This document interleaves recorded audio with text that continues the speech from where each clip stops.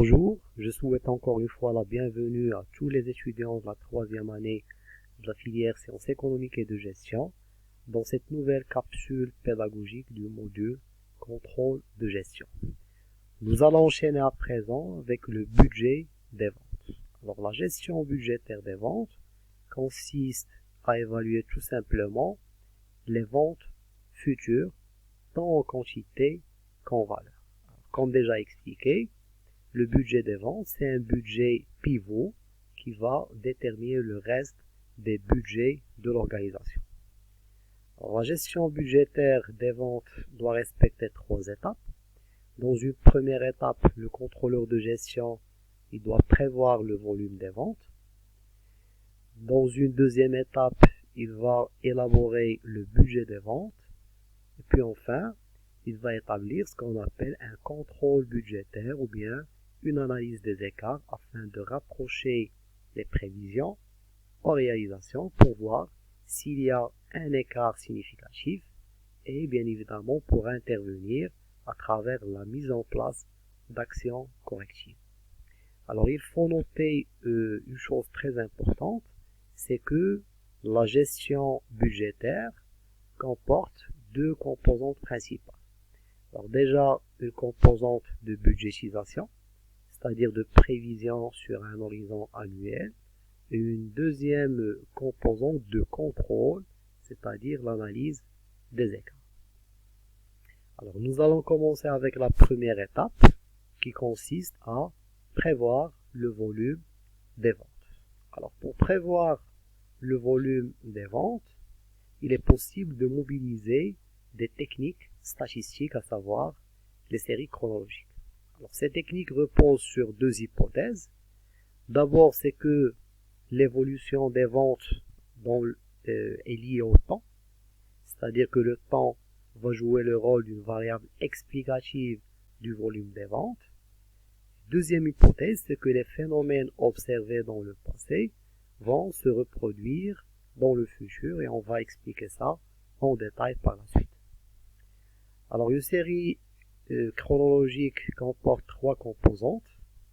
La première composante n'est autre que la tendance à long terme, ou bien le trend. C'est une composante qui traduit l'évolution globale dans le temps du phénomène étudié. Donc on est en train d'étudier un phénomène qui est l'évolution des ventes.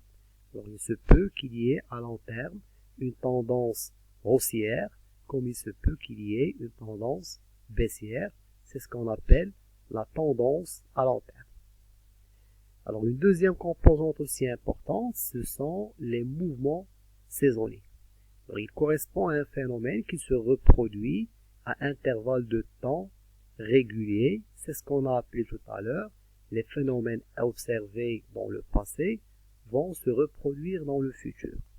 Alors j'ai donné un exemple, une augmentation régulière du chiffre d'affaires au premier trimestre d'une année sera suivi par une baisse du chiffre d'affaires dans le deuxième trimestre de la même année. Alors ce phénomène, il va se reproduire année en année et c'est ce qu'on appelle un mouvement saisonnier. C'est un mouvement qui est dû à la saison.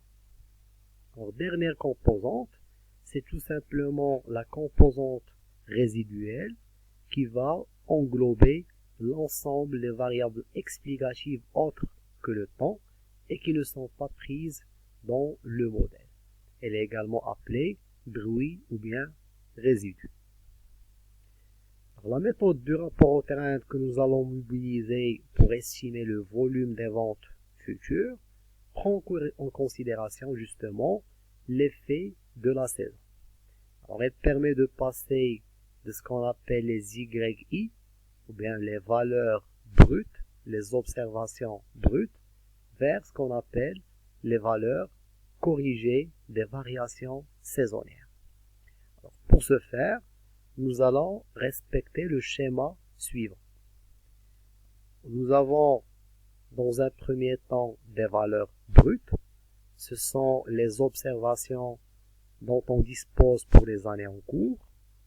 Alors on va les utiliser pour calculer l'équation du trend. à partir de laquelle nous allons calculer les valeurs tendancielles. Alors, entre ces deux étapes, nous allons utiliser la méthode des moindres carrés pour estimer les valeurs tendancielles. Alors, dans un troisième temps, nous allons calculer le rapport aux craintes ou bien le rapport à la tendance. Ensuite, on va calculer les coefficients saisonniers pour terminer avec le calcul des valeurs corrigées des variations saisonnières. Alors, ces étapes-là seront mieux expliquées à travers un exercice d'application. C'est l'exercice 1 que je vous ai donné dans la série numéro